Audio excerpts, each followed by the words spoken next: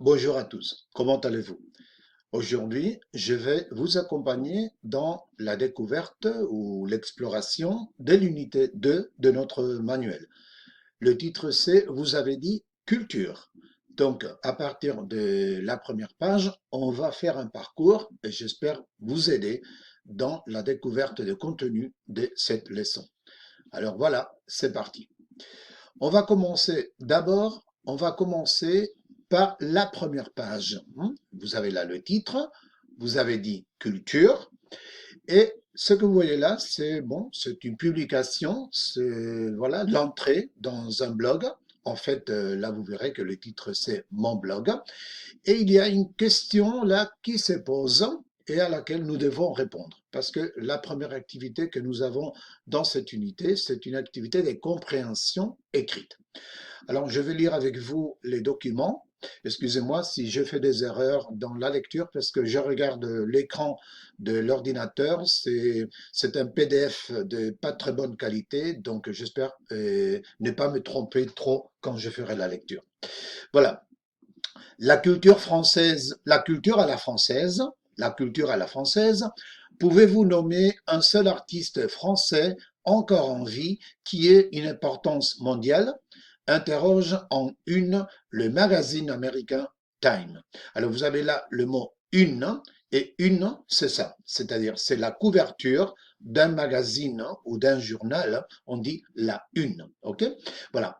Interroge en une le magazine américain Time. Dans une longue enquête intitulée La mort de la culture française, Donald Morrison dresse un constat sévère sur la production culturelle de l'Hexagone. Remarquez aussi le mot hexagone.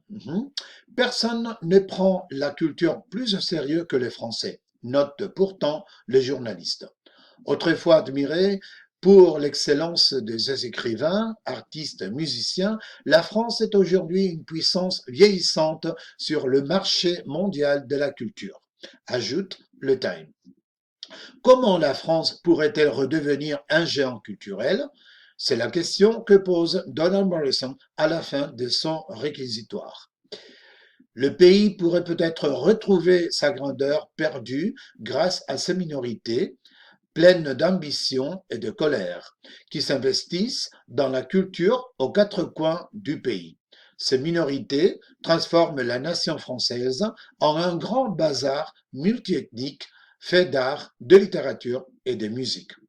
Après, si vous continuez la lecture, plus en bas, vous trouverez ici, voilà, des commentaires. Ce sont des personnes qui ont réagi à la question, la culture à la française et justement au contenu de ces documents. Alors, vous continuez l'autre page, là où il y a c'est clair, et là, la première et la deuxième activité, et dans cette activité, il est question de répondre à, voilà, à ces affirmations. Cet article est extrait dans un magazine de sport, d'une publicité et d'un magazine d'information. L'hexagone désigne les États-Unis, la France, la Grande-Bretagne. C'est vrai que normalement, dans le monde du journalisme en France, quand on parle de la France, on utilise beaucoup le mot hexagone. C'est voilà, c'est une figure qui fait un peu ressemblance à la carte de la France. Alors c'est très courant d'entendre et de lire aussi le mot hexagone quand on fait référence à la France. Dans cet article, il est question des cultures, d'économie, de cuisine.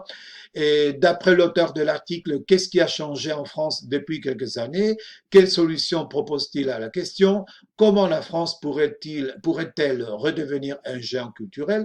Alors, on vous pose des questions à laquelle vous êtes invité à répondre. Bon, l'important, c'est que vous lisiez bien le texte, que vous compreniez bien tous les mots, tout le vocabulaire, parce qu'il s'agit justement de ça, d'une activité de compréhension écrite.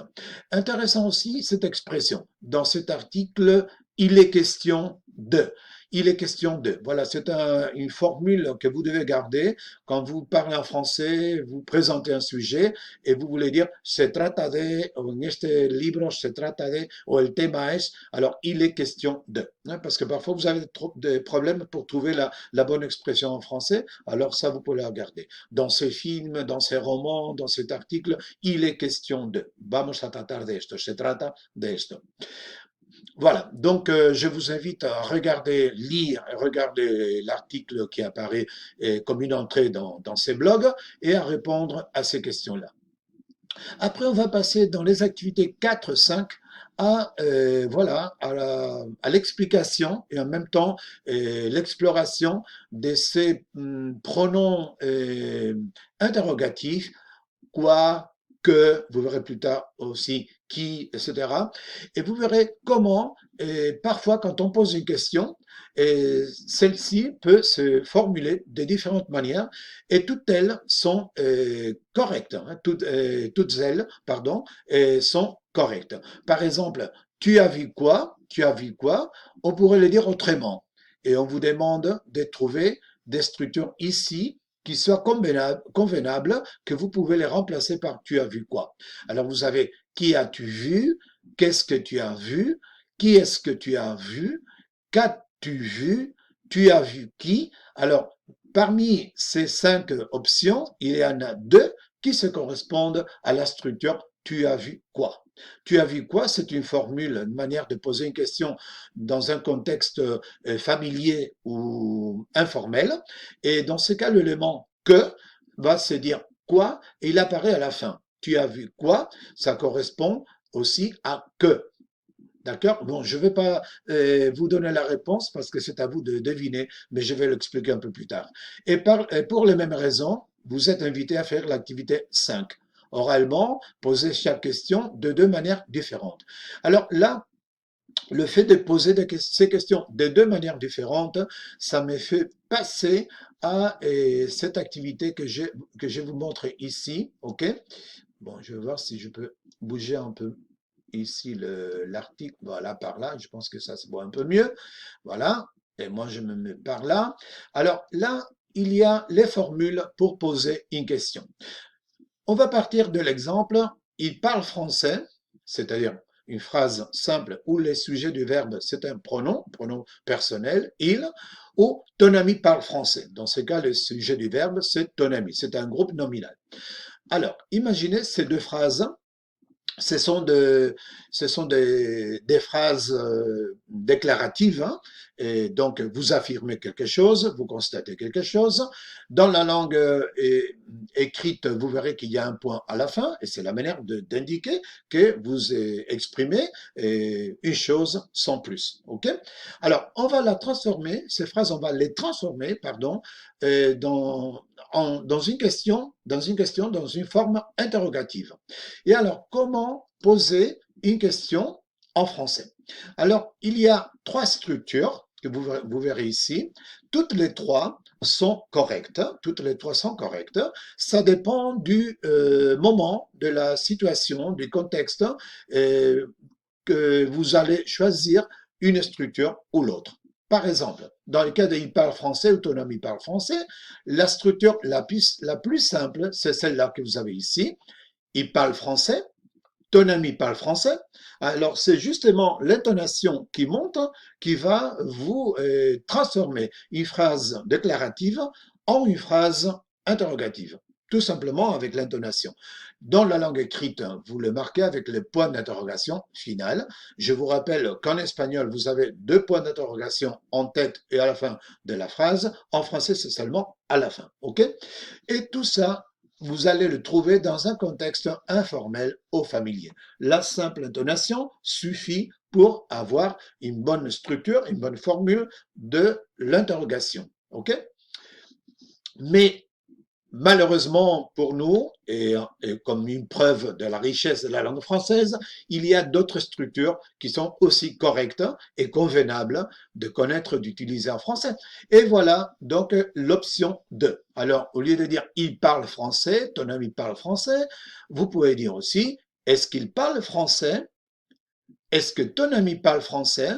Donc, dans ce cas-là, vous ajoutez la formule est-ce que vous avez ici, cette formule est-ce que, et il faut pas la traduire. C'est pas pour traduire et c'est ok.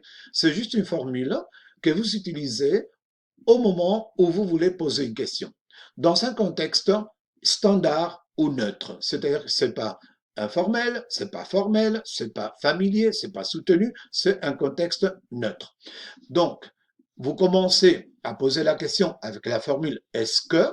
Je vous rappelle que, parfois, vous pouvez les trouver comme ici, vous pouvez les trouver écrits avec apostrophe, ok, si le mot qui va après commence par voyelle ou H, ok. Voilà. Donc, on va venir aux phrases au début. Il parle français. Vous pouvez dire est-ce qu'il parle français? Alors, vous ajoutez est-ce que, vous gardez l'intonation montante et vous mettez le point d'interrogation à la fin. Ou bien, si l'expression, la phrase ton ami parle français, les sujets c'est un groupe nominal, alors vous gardez le groupe nominal et vous dites est-ce que ton ami parle français? Et voilà, c'est pas compliqué. Je sais que vous le faites bien, mais bon, je vous le dis au cas où. OK? Et voilà une troisième option que vous avez ici par rapport à ces phrases, hein, OK? Et à la phrase il parle français, vous pouvez poser la question d'une manière plus formelle, hein, d'une manière plus soutenue, OK? Et qui est propre de la politesse ou de la langue écrite, OK? Donc, il parle français, vous pouvez dire parle-t-il français? Au cas de ton ami parle français, ton ami parle-t-il français?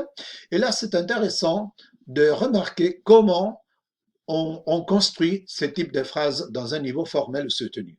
C'est-à-dire qu'ici, ce que vous faites, hein, c'est d'utiliser la première structure, il parle français, et ce que vous faites, c'est de changer l'ordre du pronom sujet et du verbe, hein, pronom sujet et verbe. Alors, si normalement l'ordre c'est les sujets, pronom sujet et après le verbe, dans ce cas vous faites l'inversion. Vous écrivez et vous prononcez d'abord le verbe, ensuite le pronom sujet. Comme quoi, vous allez dire parle-il français. Qu'est-ce qui se passe ici? Parce que je vous ai dit parle-il français, mais en fait la bonne structure c'est parle-t-il français. Alors, si le verbe se termine par voyelle et le pronom qui va après dans l'inversion commence par voyelle, ce qui va se passer si vous utilisez il, elle ou on au singulier, évidemment, alors vous allez trouver là la rencontre de deux voyelles. Et donc là, en français, il faut ajouter un T que vous devez écrire entre traits d'union. Comme quoi vous allez dire, prononcer et écrire parle-t-il français? Parle-t-il français? Je vous remarque qu'au pluriel, vous allez prononcer exactement la même chose. Hein. Parle-t-il français? Au pluriel, c'est la même prononciation. Parle-t-il, parle-t-il. Mais là, vous n'ajoutez pas de T parce qu'on va utiliser la graphie qui se termine par T dans les verbes pour faire la liaison. OK? Donc, l'inversion, apparemment, c'est simple comme structure. Il s'agit juste de changer l'ordre des éléments et y mettre toujours les traits d'union, ok? Mais attention, si jamais dans la phrase d'origine, ton ami parle français, c'est-à-dire que le sujet, ce n'est pas un pronom, mais un groupe nominal, ton ami parle français ou mon professeur parle français, etc. Il y a un groupe nominal. Alors, vous gardez à sa place le pronom, excusez-moi, le groupe nominal et vous faites l'inversion avec le pronom qui se correspondrait à ce groupe nominal. Dans ce cas, ton ami parle-t-il français? Mais imaginez que je dis le train arrive à 5 heures. Je pourrais dire le train arrive-t-il à 5 heures? Je dis il parce que c'est le train. Ou ma maman parle avec moi. Et ma maman parle-t-elle avec moi? C'est-à-dire si c'est féminin, vous mettrez évidemment les pronoms que ça correspond elle, si c'est masculin, il, etc. Alors vous devez chercher les pronoms qui se correspondraient à ces groupes nominaux et après vous faites l'inversion avec les pronoms, pas avec le groupe nominal. Ça c'est important parce que vous allez remarquer dans les textes écrits, même dans les questions qu'on vous pose si vous lisez le manuel, il y a toujours beaucoup de structures avec l'inversion quand on pose une question, ok? Parce que c'est propre de la langue écrite hein, et naturellement dans un contexte formel et soutenu aussi. Comme quoi, par exemple, il y a, si vous faites l'inversion, vous trouverez y a-t-il, hein, y a-t-il. Si vous remarquez, ce que je viens de faire, c'est que le il que j'ai ici, je l'ai passé à la partie finale. Je veux dire, c'est pas bien expliqué. Je l'ai placé après le verbe, hein, après a. Alors, il y a-t-il, il y a, il. Là, c'est la même chose. Il y a la voyelle du verbe et la voyelle du pronom. Donc, à cause de ça, suite à la rencontre de ces deux voyelles, vous allez écrire le T entre traits d'union. Comme quoi, vous allez dire y a-t-il. Imaginez une structure comme celle-ci, où il y a des pronoms compléments dans la phrase avec le verbe. Par exemple, il te les a donnés. Je ne sais pas, les livres, il te les a donnés. Alors, il te les a donnés, vous mettrez il, vous les placez après le verbe. Comme quoi, le il que vous avez ici, ok, vous allez le placer après le verbe.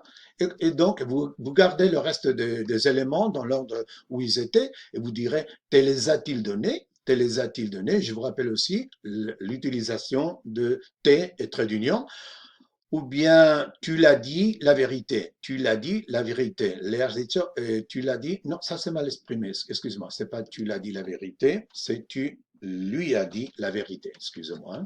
Parfois, je me trompe, j'écris sans faire attention à ce que j'écris et après, j'ai fait des mauvaises traductions de l'espagnol. Tu lui as dit la vérité, tu lui as dit la vérité et là, la bonne phrase serait lui as-tu dit la vérité. Excusez-moi là. Hein. Alors, tu lui as dit la vérité, lui as-tu dit la vérité, lui as-tu dit la vérité. Donc, regardez comment, dans tous les cas, les pronoms sujets, vous allez le placer juste après le verbe. Si c'est un verbe composé, juste après l'auxiliaire. OK?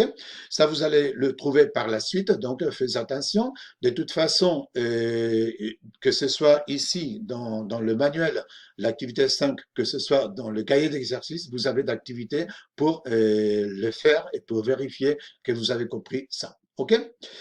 Mais malheureusement, l'explication de la formation, de la structure, de la construction des phrases interrogatives ne se termine pas ici, parce que il se peut, comme je vous ai dit dans le cas numéro 2, ici que vous avez ici le cas numéro 2, où vous utilisez la formule est-ce que, il se peut que vous trouviez donc des expressions un peu plus compliquées quand vous trouvez par exemple, au lieu de qui, vous pouvez trouver qui est-ce qui ou qui est-ce que.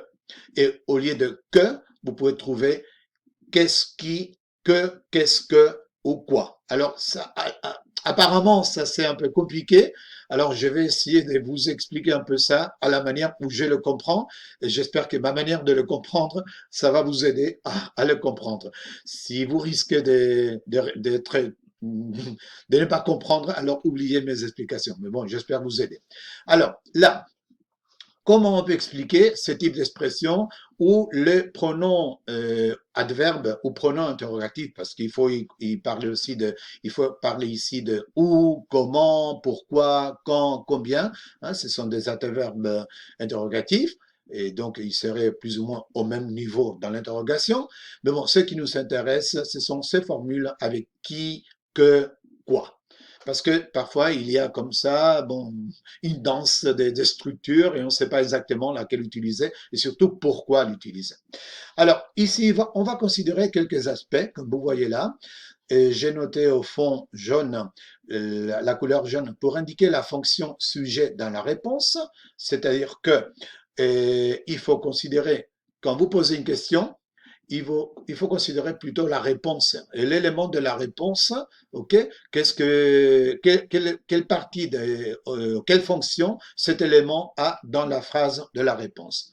Alors, si l'élément a la fonction de sujet, l'élément peut avoir la fonction, l'élément sur lequel vous posez la question a la fonction de complément, et si cet élément sur lequel vous posez la question, c'est des natures inanimées ou des natures animées. Alors, je vais essayer de l'expliquer parce que moi-même, je me trompe quand je l'explique. Alors, imaginez la structure. Les professeurs expliquent la leçon. Le professeur explique la leçon. Ce serait la phrase réponse. Et sur cette question, pardon, sur cette phrase, imaginez que vous ignorez le professeur. Non, vous avez compris expliquer la leçon, mais vous n'avez pas compris qui est le sujet, la personne qui fait ça. Alors, comme vous voyez, les professeurs, c'est un mot de nature animée parce qu'on parle d'une personne et en même temps, dans la phrase de la réponse, c'est le sujet. Alors, dans ces cas, vous pouvez poser la question seulement avec qui explique la leçon, le professeur explique la leçon, ou avec qui est-ce qui. Alors, dans ces cas où vous ajoutez la structure est-ce que, voilà, vous allez trouver qui. Le premier qui pose la question sur un élément lequel, dans la réponse, c'est animé, et le deuxième qui, c'est la fonction des sujets. Voilà pourquoi vous dites qui explique la leçon ou qui est-ce qui explique la leçon. Mais imaginez notre phrase, le professeur regarde ses étudiants. Et l'élément sur lequel vous allez poser la question, parce que vous ne les connaissez pas, alors c'est les étudiants. Alors remarquez qu'ici, ces étudiants, ce n'est pas le sujet de la phrase, le sujet, c'est le professeur par rapport à regarde, mais c'est les compléments de la phrase. Et vous remarquez en même temps que c'est un élément, un groupe nominal, qui fait référence à un être animé. Évidemment, les étudiants, c'est un être animé. D'accord? Donc, j'ai noté ici le fond vert pour indiquer que tout ça, c'est complément et le fond bleu pour indiquer que c'est un complément des natures animées. Comme quoi, il y a deux façons de poser la question, toutes les deux correctes. Vous savez, qui les professeurs regardent ou qui le professeur regarde-t-il, d'accord? Qui ou bien qui est-ce que le professeur regarde? Pourquoi j'ai dit qui est-ce que? J'ai dit qui d'abord parce que je pose la question sur un élément de la phrase de nature animée et je termine par que parce que c'est cet élément sur lequel je vais poser la question, c'est les compléments, ok? Voilà. Et après, vous avez cette structure. Qu'est-ce qui, par exemple, le train arrive à 5 heures, qu'est-ce que ou qu'est-ce que, je fais les devoirs de français, ou quoi, dans le cas de tu fais quoi. OK? Voilà. Dans ce cas, j'ai noté le fond, je me suis trompé ici avec la couleur, parce que si c'est inanimé, j'aurais dû mettre là, et attendez, que j'ai mal écrit là. Alors, là, je vais mettre, voilà, cette couleur. Voilà, pour bien expliquer. Alors, j'ai mis les fonds roses comme ça pour indiquer nature inanimée. Évidemment. Imaginez que vous avez dans la réponse, le train arrive à 5 heures. Le train arrive à 5 heures. Et je ne connais pas le train. Je dois poser la question parce que je n'ai pas compris. J'ai entendu arrive à 5 heures, mais je n'ai pas entendu le reste de la phrase. Comme quoi, je vais poser la question sur un élément de la phrase, dans la réponse, c'est les sujets. Alors là, je dois considérer, d'abord, j'ai pas, comme c'est le train, c'est donc fonction sujet dans la phrase, et en même temps, c'est un élément de nature inanimée, parce que c'est le train. Alors là, la question que je vais la poser, ce sera qu'est-ce qui, qu'est-ce qui arrive à 5 heures? Qu'est-ce qui arrive à 5 heures? Qu'est-ce qui arrive à 5 heures? Le train arrive à 5 heures. En fait, ça, c'est la question typique quand vous dites qu'est-ce qui se passe? Qu'est-ce qui se passe? ¿Qué ocurre? ¿Qué está sucediendo? Et ce qui ocurre, ¿qué sucede? Qu'est-ce qui? Qu'est-ce qui? Je vous remarque que dans ce type de structure, c'est la seule possibilité. On peut pas dire que passe. Non, on dira qu'est-ce qui se passe. Dans la fonction sujet des natures inanimées, c'est la seule option possible. OK? Par contre, si vous posez la question sur un élément, lequel, dans la phrase réponse, c'est les compléments des natures inanimées, compléments des natures inanimées, alors vous pouvez dire que ou qu'est-ce que. Alors, ici, vous allez noter, je me suis trompé avec les couleurs, je viens de constater, excusez-moi, c'est parce que, voilà, là, je dois le mettre comme ça. Alors, vous avez, j'ai fait le devoir de français, j'ai fait le devoir de français. Alors, les devoirs de français, tout ça sera les compléments de je fais le devoir de français. Alors, dans cette structure, les devoirs de français, je dois noter deux choses. D'abord, vous avez le devoir de français, c'est la fonction des compléments, ok? Complément, c'est pas les sujets de la phrase, mais les compléments. Et en même temps, c'est un complément de nature inanimé parce que c'est le devoir. OK? Alors là, si je dois poser la question pour répondre à cette question, j'ai deux options. Que ou qu'est-ce que? Par exemple, dans la réponse, ce serait que fais-tu? Que fais-tu? D'accord? Ou bien qu'est-ce que tu fais? Que fais-tu? Qu'est-ce que tu fais? Voilà. Et finalement, vous pouvez aussi trouver la forme quoi, le pronom quoi, qui équivaut à que, mais dans ce cas, c'est dans structure où l'élément apparaît à la fin. Tu fais quoi, tu dis quoi, ou bien si vous posez une question et il y a dans la structure une préposition. Pourquoi tu n'as pas répondu à la question? Avec quoi tu prépares le dîner? Et à quoi tu penses, en qué piensas, à quoi tu penses, de quoi tu parles, de qué hablas. Alors, vous gardez le quoi quand vous devez poser la question sur un élément qui, dans la réponse, va introduit par un groupe prépositionnel, par une préposition. C'est un groupe prépositionnel, donc c'est la préposition. Et voilà, et le reste des adverbes interrogatifs, que ce soit des lieux, où, manière, comment, la cause, pourquoi, le temps, quand ou la quantité, combien. Alors vous pouvez les dire indifféremment où est-ce que, comment est-ce que, pourquoi est-ce que, quand est-ce que, combien est-ce que. Et vous pouvez même les placer au début dans une structure simple. Tu habites où? Tu t'appelles comment? Et pourquoi tu fais ça, pourquoi? Et tu arrives quand? Et il y en a combien? Alors là, ce sont des éléments que vous pouvez placer en tête ou au début de la phrase ou à la fin, avec la structure. Est-ce que ça dépend justement de ce que vous allez, du niveau où vous allez poser la question, que ce soit formel, informel, soutenu, etc. OK? Bon, je vous ai fait toute cette explication. J'espère que c'est pas trop confus pour vous, justement pour avancer dans la question que vous avez ici. Quoi et que, ok? Que fais-tu? Soutenu. Qu'est-ce que tu fais? Standard. Tu fais quoi? Standard surtout à l'oral. Bon, moi, je dirais standard, peut-être familier, ou informel, comme vous voulez. Voilà, on continue par là, on va avancer un peu plus et vous avez là toujours demander et donner un point de vue. Alors vous avez là demander et donner un point de vue. Bon, on va faire une révision des structures pour demander et donner un point de vue, exprimer son point de vue. Alors vous dites je trouve que, je crois que, je pense que, c'est vrai. Alors vous pouvez garder, je pense que c'est facile comme structure que vous connaissez bien, mais bon, en tout cas c'est bien de lire, de réviser et si jamais vous avez des problèmes, de pratiquer, de les utiliser. Alors, je trouve que, je crois que, je pense que, pour moi, une autre manière d'exprimer le point de vue, pour moi, il faut manifester on n'est pas d'accord. À mon avis, aussi, vous pouvez garder ça aussi, à mon avis, tous les animaux doivent rester en liberté. Selon lui, Elsa va mieux. Donc, vous savez, selon, à mon avis, pour moi, mais bon, je pense qu'en général, ça, c'est des structures que vous connaissez bien. Il y a même si une petite activité ici, si jamais vous voulez la faire, vous voulez répondre, que ce soit à l'oral ou à l'écrit, bon, ça vous ferait du bien.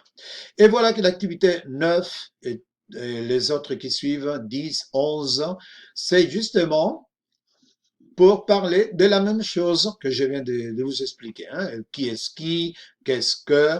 Alors, qui est-ce qui peut m'aider, s'il vous plaît? Moi, je vais t'aider. Alors, vous, avec la formule est-ce que, vous dites qui est-ce qui, parce que dans la réponse, c'est moi, je vais vous aider. C'est les sujets de la phrase. Qui est-ce que tu vas inviter samedi? Pourquoi vous dites qui et après que? Parce que dans la réponse, vous parlez des Luc. Je vais inviter Luc et Léa. Excusez-moi, Luc et Léa, pas Luc. Luc et Léa. Alors là, dans la réponse, les éléments sur lesquels vous allez vous intéresser, c'est les compléments. Alors, vous posez la question, comme ce sont des éléments animés, ce sont des personnes, vous commencez par qui et vous terminez par que. Qui est-ce que? Ou par contre ici, qu'est-ce qui ne va pas? Rien ne va pas. Alors là, l'élément rien, c'est les sujets de la phrase. Donc, vous posez la question sur un élément inanimé, rien, et qui va fonctionner comme sujet de la phrase qu'est-ce qui ne va pas. Ou finalement, qu'est-ce que tu veux? Vous faites que, c'est-à-dire les deux éléments que, parce que le premier va nous signaler la nature inanimée et le deuxième va nous signaler la fonction des compléments. Je voudrais bien un T. Par contre, ici, vous avez encore d'autres structures. Paul a-t-il? Alors là, c'est pour vous rappeler que si jamais vous voulez faire la construction de l'interrogation ou dans laquelle les compléments, excusez-moi, les sujets de la phrase, c'est un groupe nominal, le cas de Paul par exemple, alors Paul a-t-il? Alors Paul habite à Paris, Paul habite-t-il à Paris? On ne dira pas Paul habite à Paris ou habite Paul à Paris. Si vous voulez faire la bonne construction, Paul, vous le gardez à sa place et vous faites l'inversion avec les pronoms qui se correspondent. Paul a-t-il? Il habite où? Où habite-t-il? Pierre habite où Pierre habite-t-il? Hein? Alors, il habite où? Pas de problème, parce que le pronom, le sujet, excusez-moi, c'est un pronom. Alors, où habite-t-il? Si vous faites l'inversion. Remarquez ce que je vous ai expliqué ici. Là où vous avez la voyelle E et la voyelle I, c'est-à-dire la rencontre des terminaisons vocaliques et le début de l'autre mot commence par voyelle, alors il faut mettre le T obligatoirement. Mais si dans la phrase c'est Pierre habite où, alors Pierre c'est exprimé à travers un substantif, dans un groupe nominal, alors vous devez dire Pierre habite-t-il. Alors vous le gardez et vous mettez là l'inversion, le pronom qui se correspondrait à Pierre. Elle est partie quand? Quand est-elle partie? Anna est partie quand? Quand Anna est-elle partie? Alors ça correspond plus ou moins à ce que je viens de vous expliquer ici. Et bon, j'espère que vous pouvez faire bien les activités sans problème, mais au cas où, et vous pouvez aussi vérifier dans le campus virtuel. Et je vous ai posté, je ne sais pas exactement où je suis, mais je pense que c'est là. Attendez, parce que je pense qu'il y avait un autre élément dans les campus virtuels où il y a comment poser une question. OK? Voilà, ici, hein, si vous regardez dans le campus virtuel, je vous ai posté voilà, ces documents où j'explique plus en détail les mêmes choses que je viens de vous dire maintenant. Et donc, vous prenez le temps de le lire si jamais il y a des choses que vous ne comprenez pas. Il y a toujours là mon mail, vous pouvez m'écrire si jamais il y a des erreurs ou des explications qui ne sont pas très claires, très claires. Et il y a aussi toute une batterie des phrases, d'activités pour poser des questions. Ça, on l'a travaillé en cours. De toute façon, si jamais vous voulez le réviser et vous voulez m'envoyer la correction des phrases pour corriger, vous pouvez le faire. OK? OK. Voilà. Alors, je continue par là. Et on va passer à une autre activité. Les titres ici, c'est exprimer son intention. Alors, tout comme le premier, son intention. Le premier, c'était, excusez-moi, donner un point de vue. Maintenant, on va exprimer l'intention. Et là, on nous propose bon, de lire ces petits documents, ces petits textes. C'est un message que Naïma a laissé à ses voisins. Je le lis mal, mais bon, je vais essayer de lire. Chers voisins, jeudi 12 à partir de 19h, apéritif chez Naïma et Gaël. Venez nombreux pour faire connaissance de nouveaux voisins et profiter des entrées à prix réduit pour les concerts du Festival des musiques Terre du Son. Gaël organise. Alors là, on vous propose tout simplement de répondre à ces questions. Mais ce qui est intéressant, c'est l'activité 14B. Bon, là, vous avez une activité audio de compréhension. Et remarquez dans l'écrit, les questions qu'on vous pose, comment on fait tout le temps l'inversion de l'ordre verbe et sujet. Et par exemple, où la scène se passe-t-elle? Alors le sujet c'est la scène, mais quand on fait l'inversion, on le fait avec les pronoms elle. Où la scène se passe-t-elle? Qui est Dominique? D'où vient-il? Pourquoi habite-t-il en France? Remarquez toujours ces structures, ok? Et dans un langage écrit, formel, soutenu. Et par contre ici, vous continuez. Pourquoi les voisins parlent-ils? Alors les voisins parle-t-il? On fait l'inversion avec il, c'est le pronom qui se correspond à les voisins. Et que veut voir Anthony? Avec qui va-t-il aller? Remarquez qui avec la préposition, avec qui. Je vous rappelle qui et quoi, vous le gardez s'il y a des prépositions, des qui, de quoi, avec quoi, ok? Qui va aller voir le concert de Césaria Evora? Là, vous utilisez la formule simple, qui, d'accord? Ou qui est-ce qui? On pourrait dire ça aussi. Qui a le premier album de Casey Jean? Alors, remarquez, la manière de poser les questions et les structures avec l'inversion. OK? Voilà. Je pense que les activités 9, 10, pardon, 15, 16 sont pareilles dans la structure. Et ce que vous avez là, c'est exprimer son intention. Exprimer son intention. Les formules pour exprimer l'intention de faire quelque chose.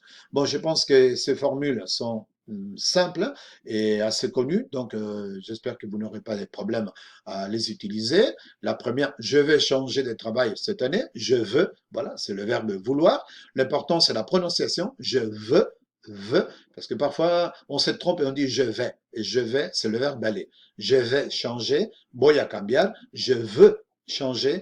Quiero cambiar. Tengo intención de cambiar. Attention à la prononciation, à la phonétique. Je veux, je vais, je vais. Pauline a l'intention de se marier avec Lino, donc avoir l'intention de, tener l'intention de, parecido à l'espagnol, toujours dans l'intention de plus infinitif. J'ai l'intention de faire un voyage, par exemple. Nous avons décidé de parler avec elle. Hemos decidido hablar con ella. Nous avons décidé de parler avec elle. Faites attention parce que parfois, il y a beaucoup de verbes en français qui demandent la préposition de et après l'infinitif. Et parfois, ça coïncide avec l'espagnol, mais pas toujours. Donc, il faut faire attention. Vous verrez pourquoi je vous l'ai dit. Alors, nous avons décidé de parler avec elle. Elle a décidé qu'il fallait quitter cette région. Elle a décidé que. Ici, évidemment, on ne dit pas de, on dit que, parce qu'il s'agit d'une structure de phrases, de phrases complexes. Dans la phrase complexe, il y a différents groupes verbaux. Dans une phrase où il y a seulement un groupe verbal, c'est une phrase simple. Mais si dans la phrase, il y a deux groupes verbaux, alors on dira que c'est une phrase complexe, ok? Deux ou plus, ok? Alors, dans ce cas, il y a la proposition principale, elle a décidé quelque chose, et il y a la proposition subordonnée qu'il fallait quitter cette région. Dans ce cas, pourquoi on utilise que? Parce que le sujet de la proposition principale, elle a décidé, est différent du sujet de la proposition subordonnée, il fallait. OK? Parce que si le sujet c'est le même, alors on passe à une transformation d'infinitif de la proposition subordonnée. Comme quoi, elle a décidé qu'il fallait quitter cette région. Par contre, oui, je pense aller chez Maryse samedi. Alors, pourquoi on dit je pense aller et pas je pense que je vais aller? Parce que les sujets de deux phrases, la proposition principale, je pense quelque chose, et la proposition subordonnée, je vais aller chez Maryse, comme c'est le même sujet, on fait la transformation à l'infinitif. Bon, je pense que ça, vous allez le faire très bien parce que c'est un peu comme l'espagnol. La seule petite chose, c'est l'utilisation de la préposition de qui ne coïncide pas forcément entre l'espagnol et le français. Et voilà pourquoi parfois mes étudiants disent je pense d'aller ou je pense de faire. Et là, c'est pas une bonne construction. D'accord? Je pense et après c'est l'infinitif. Par contre, nous avons décidé de, hemos decidido ir al cine, nous avons décidé d'aller au cinéma, pienso ir al cine, je pense aller au cinéma. Fais attention à ce type de détails, ce petit mot qui ne coïncide pas toujours entre les deux langues. OK? Et voilà, pour terminer, parfois vous pouvez exprimer votre intention avec une phrase juxtaposée que vous mettez à la fin. Je vais faire du sport, c'est décidé. OK? Là, il y a de petites questions. On avait travaillé ça en cours, je me rappelle bien, mais bon, si jamais vous voulez répondre à ces questions, que ce soit à l'écrit ou oralement, parce que ça pourrait faire l'objet d'un questionnaire dans une preuve orale, voilà des questions que vous avez ici. Qu'est-ce que vous pensez faire pour améliorer vos compétences en français? Vous allez faire quelque chose pendant les vacances d'été? Quels sont vos projets?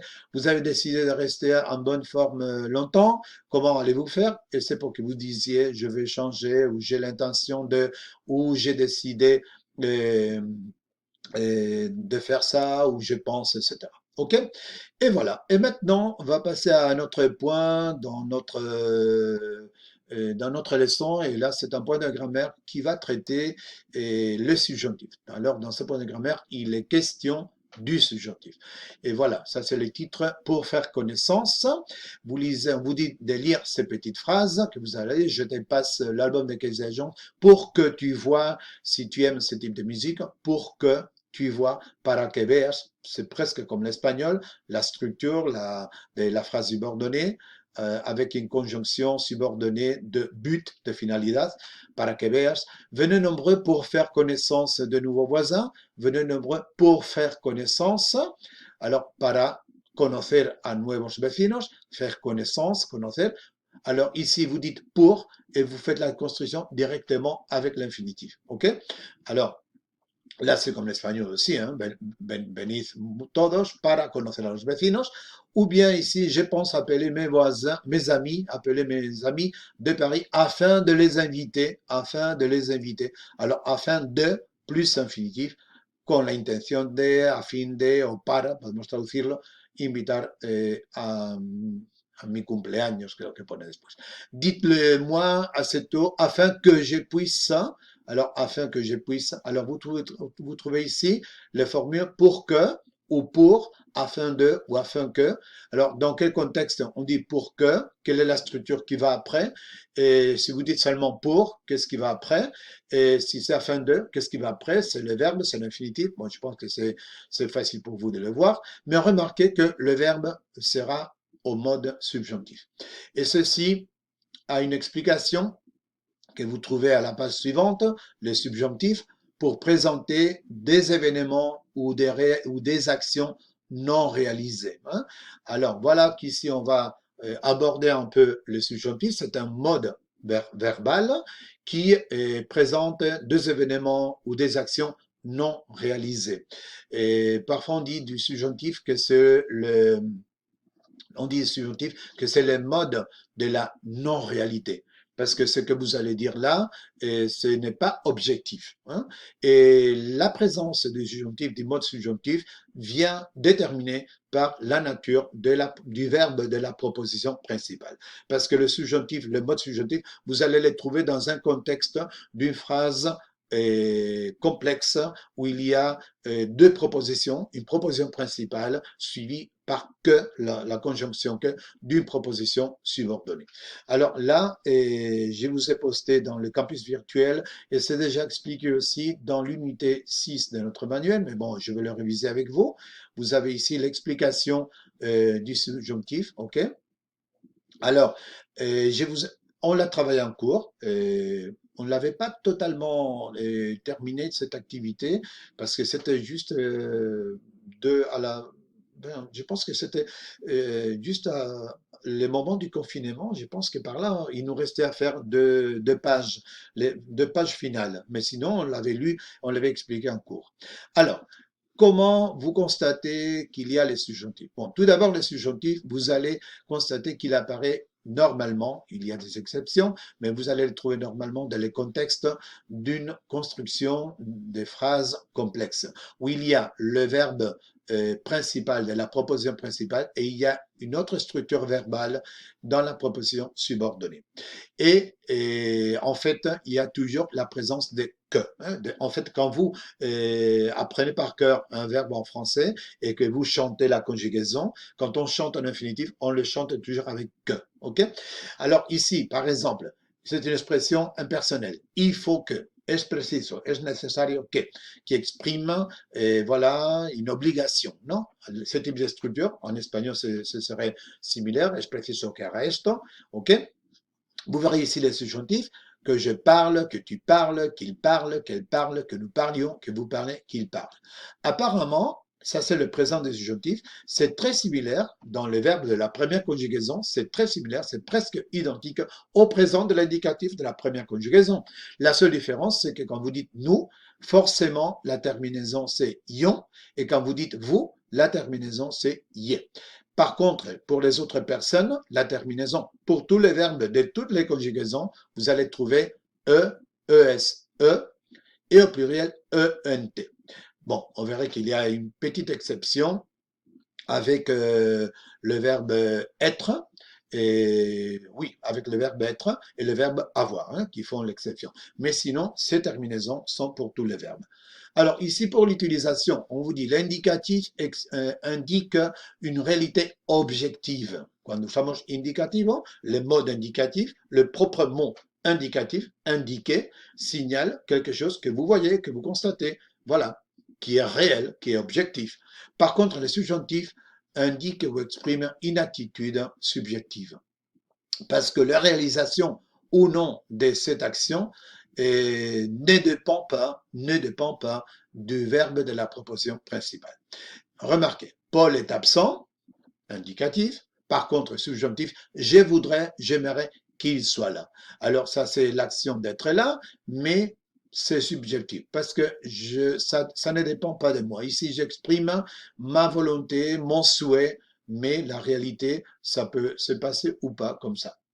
Alors, on utilise les subjonctifs après les verbes exprimant un désir, un sentiment, une attente ou une obligation.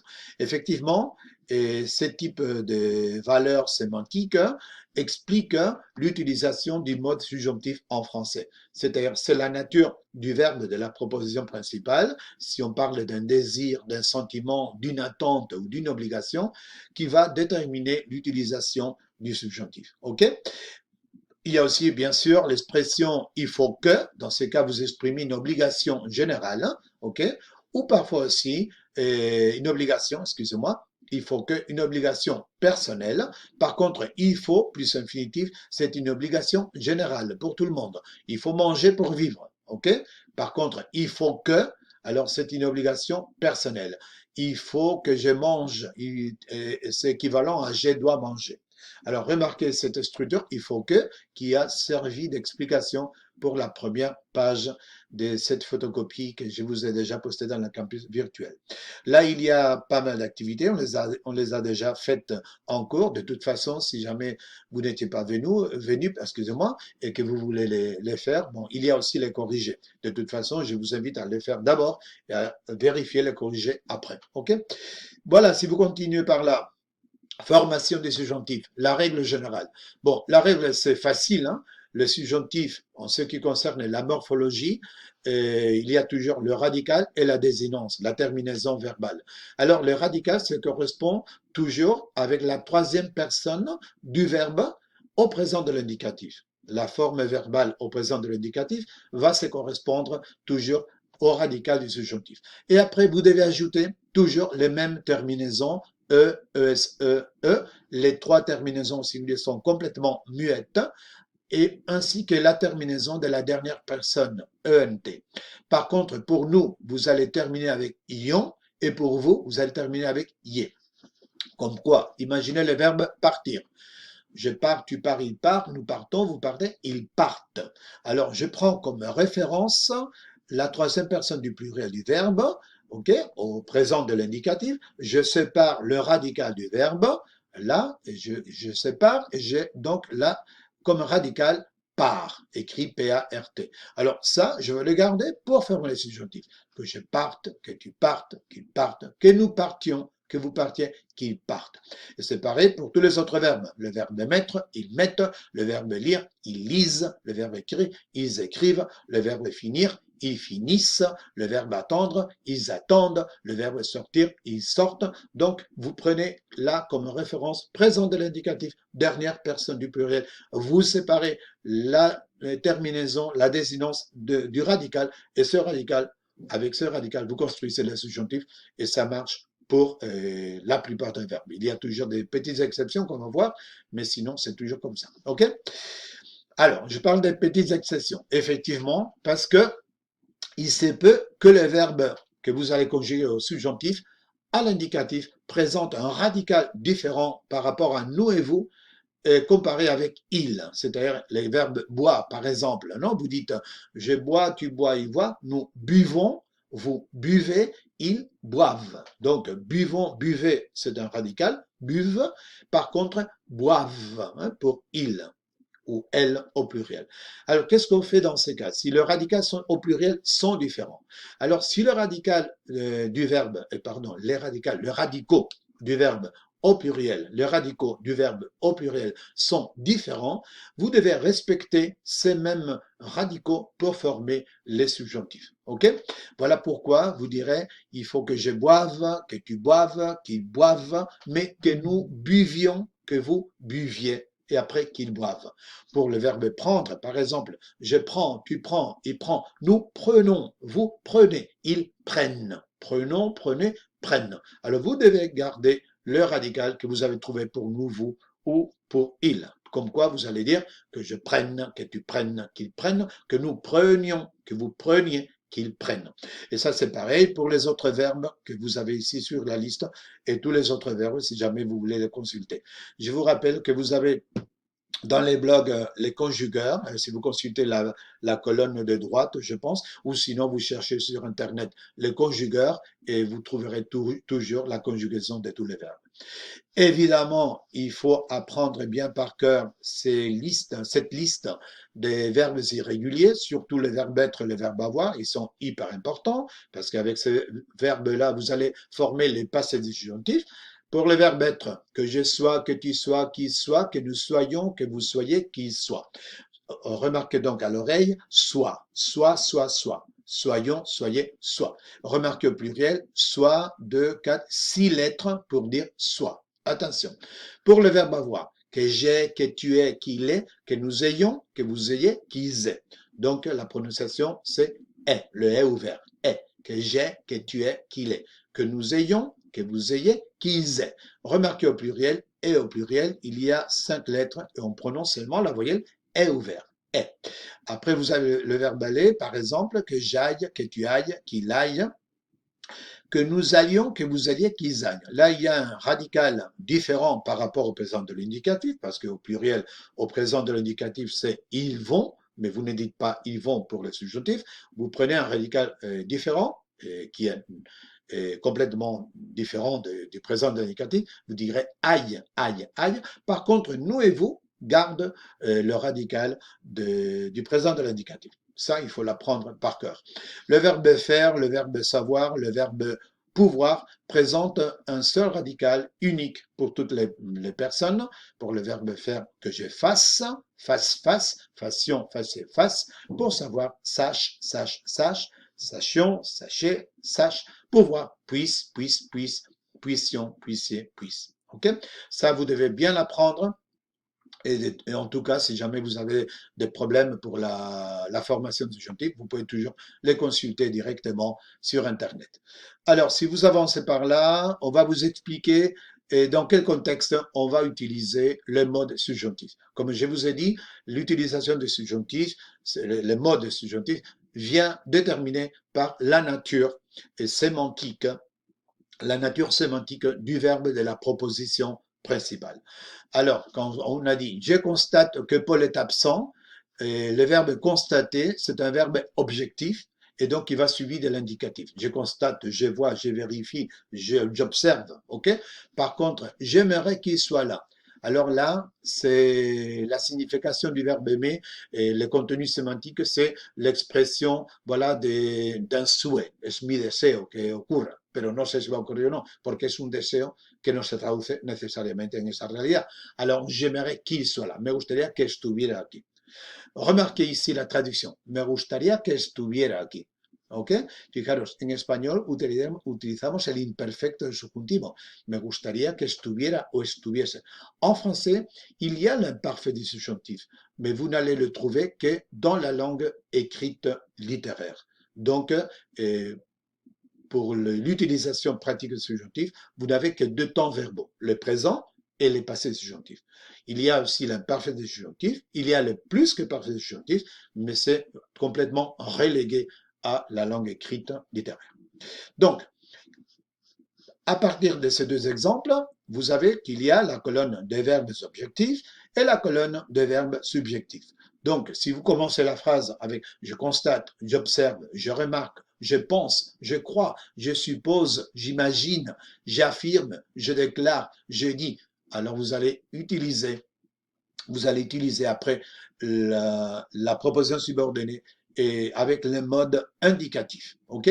Par contre, le verbe subjonctif, ça commence par je désire, j'aimerais, je souhaite, on exprime un souhait, j'ai peur, j'ai craint, je redoute, c'est un sentiment, ou je veux, j'ordonne, j'exige, je supplie. Là, c'est la volonté ou l'obligation ou une attente. Tout le temps, là, vous allez utiliser les subjonctifs. Remarquez que si vous les traduisez de l'espagnol, c'est plus ou moins la même chose, hein.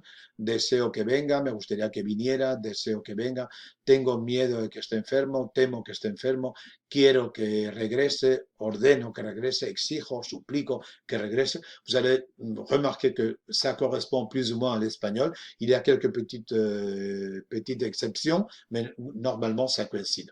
Remarquez ici aussi, j'ai peur, je crains, je redoute, hein, avec ce type de verbe qui exprime la peur, la crainte, vous trouverez parfois le né entre parenthèses. Ça veut dire que vous pouvez l'utiliser ou ne pas l'utiliser. Vous pouvez dire j'ai peur qu'il soit malade ou j'ai peur qu'il ne soit malade. Mais remarquez que dans cette structure, il n'y a pas le ne soit pas malade. Alors, ce type de ne que vous pouvez utiliser ou pas, ça s'appelle le ne explétif. Si vous l'utilisez, ça démontre que vous avez une bonne maîtrise de la langue française, mais si vous ne l'utilisez pas, ce n'est pas grave. Ok? On dit que c'est un ne explétif parce que c'est pas une négation à proprement parler de la négation, c'est justement une explication, une observation explicite de la personne qui parle. J'ai peur qu'il soit malade, tengo miedo de que esté enfermo, pero no me gustaría que estuviera enfermo. Entonces, en ese deseo de que no ocurriera algo, on dit ne en français. Bon, si vous le dites, vous vous rappelez la structure, c'est parfait, c'est nickel, parce que je vous rappelle que c'est une bonne maîtrise de la langue, mais sinon, ce n'est pas grave, parce que beaucoup de Français ne l'utilisent pas. OK? Voilà. Et après, ici, comme exemple, on vous dit les verbes de tête penser, supposer et demandent l'utilisation de l'indicatif et le verbe du cœur, détester, souhaiter, craindre.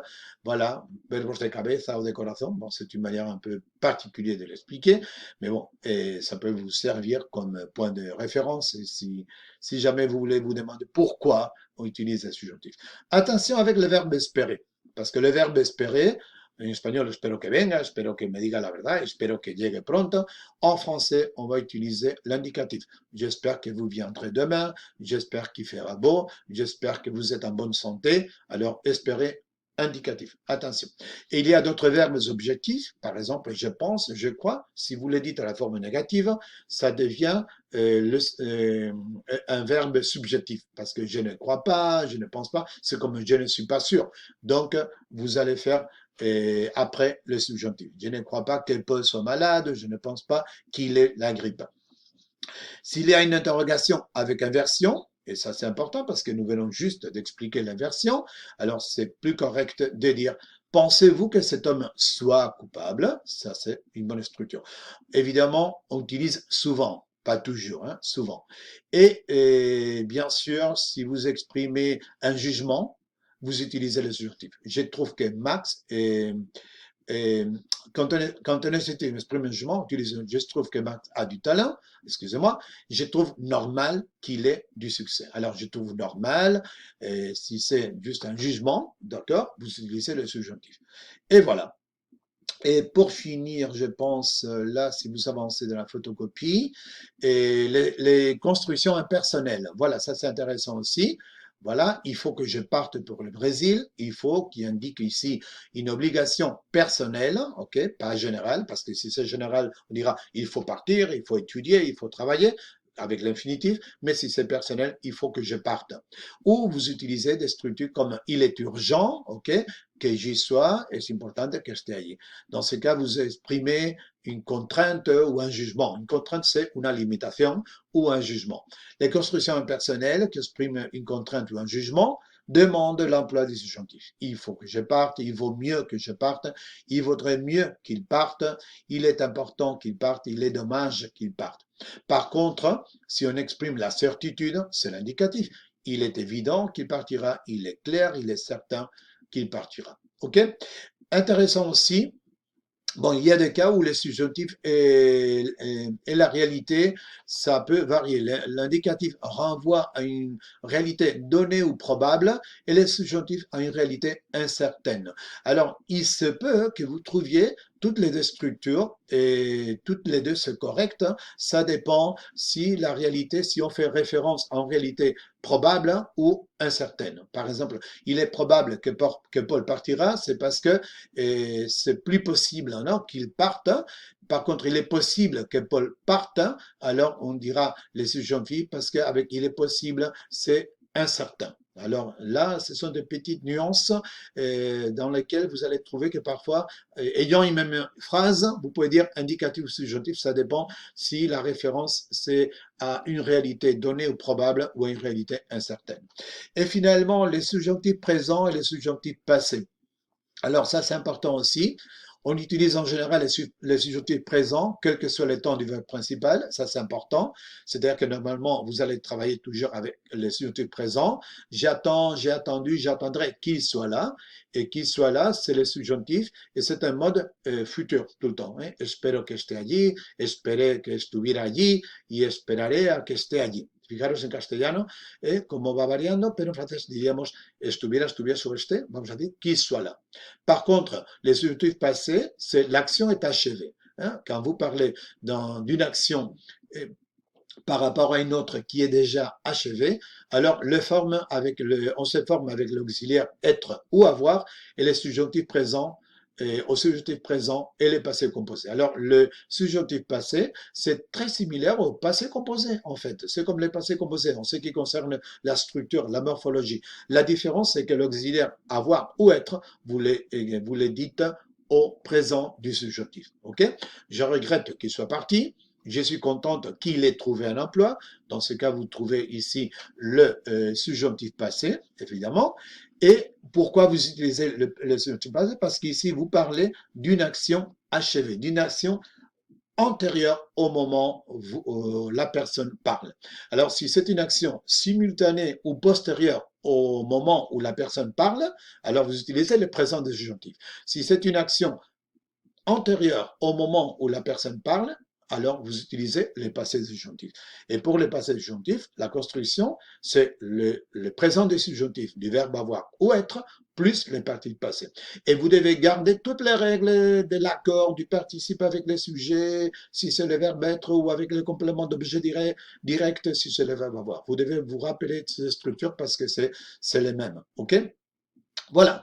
Et pour terminer, ici, on va vous montrer quelques constructions qui demandent l'utilisation du subjonctif pour exprimer l'intention ou le but.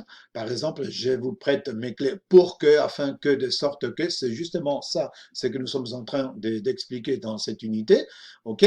Ou pour l'expression de la crainte du ménos, nous avons accepté de crainte qu'il ne parte ou de peur qu'il ne parte. Alors là, je vous rappelle le né explétif, ok? Alors, dans ce type de structure où vous exprimez la crainte ou une menace, où vous exprimez une intention, un but, vous allez utiliser le subjonctif, un peu comme l'espagnol, ok?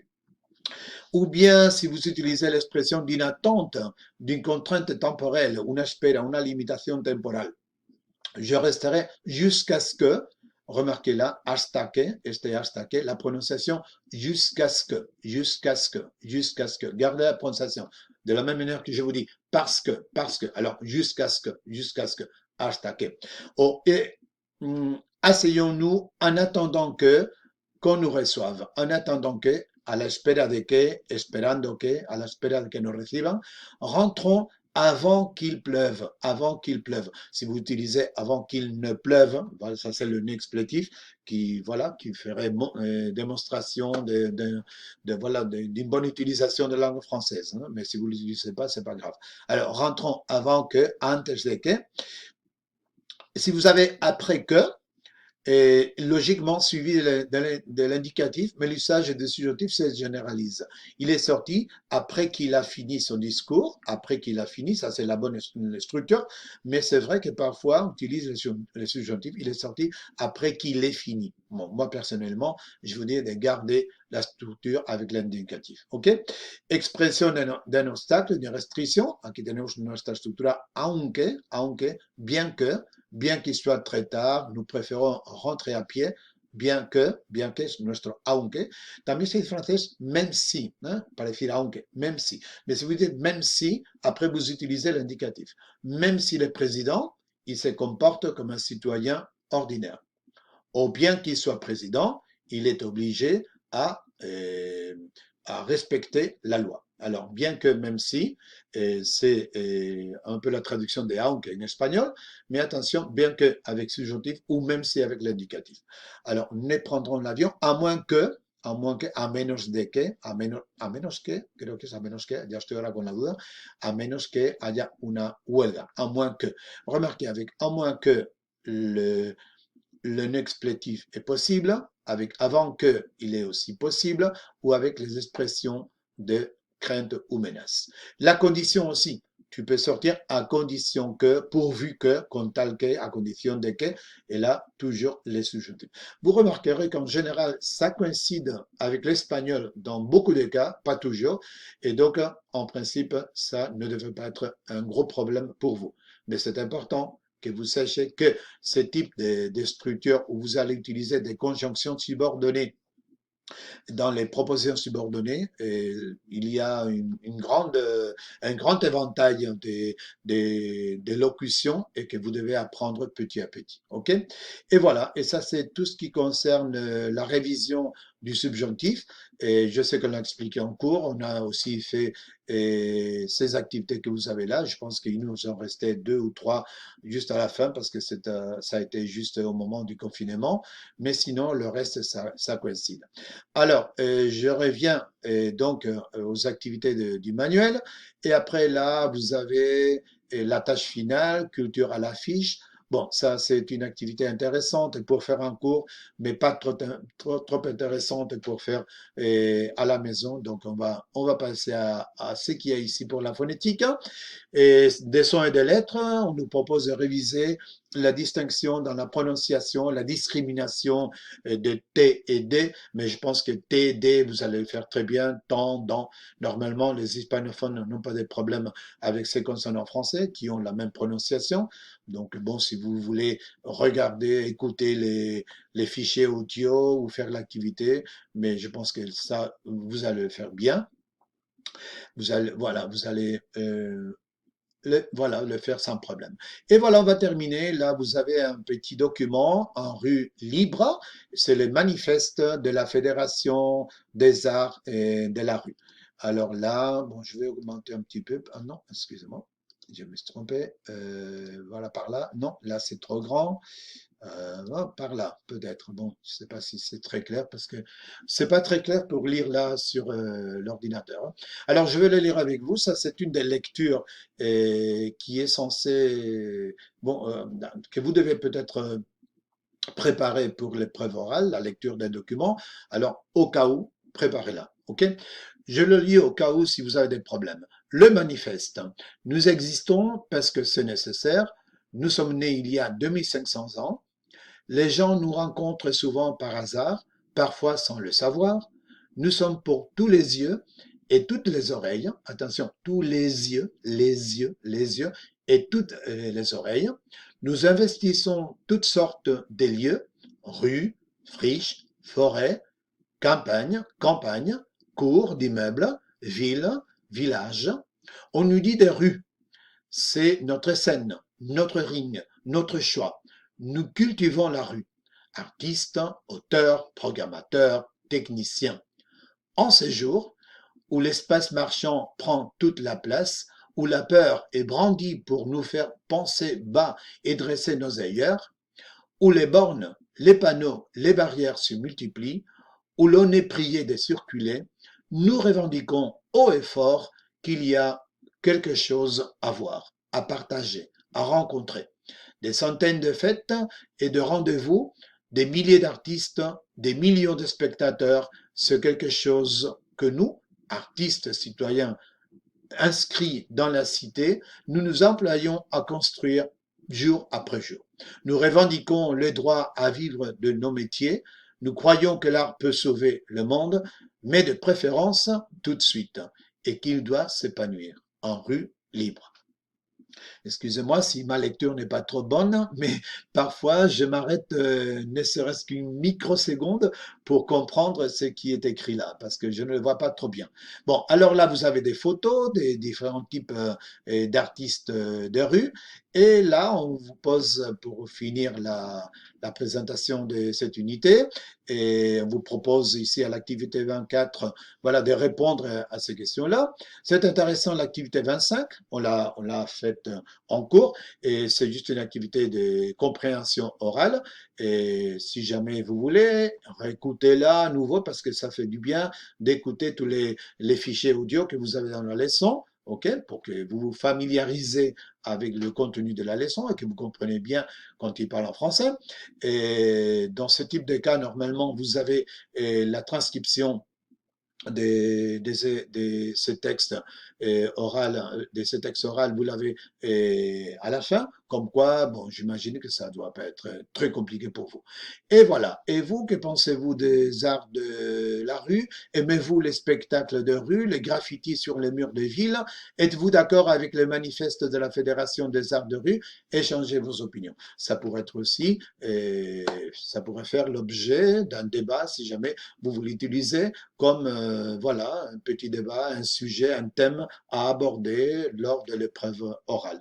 Donc voilà, je vous invite à explorer la leçon et j'espère que la vidéo vous a aidé, vous a accompagné et si jamais il y a des choses qui ne sont pas très claires ou je me suis trompé à cause des voilà des fautes d'inattention dans la lecture, excusez-moi. Mais bon, j'espère que en gros, vous aurez compris plus ou moins tous les contenus de la leçon. Je vous rappelle, il y a aussi posté dans le campus les cahiers d'activité avec les audios, les fichiers audio et les corrigés. Donc, s'il y a des questions traitées dans l'unité qui ne sont pas très claires et vous pensez que vous avez besoin de pratiquer un peu plus, faites les activités aussi des cahiers d'exercice. Ça sera tout pour le moment. Je vous dis à la prochaine. Et merci de votre compagnie, de votre patience et enchanté de vous retrouver à nouveau. Donc, je vous dis à la prochaine. Ciao!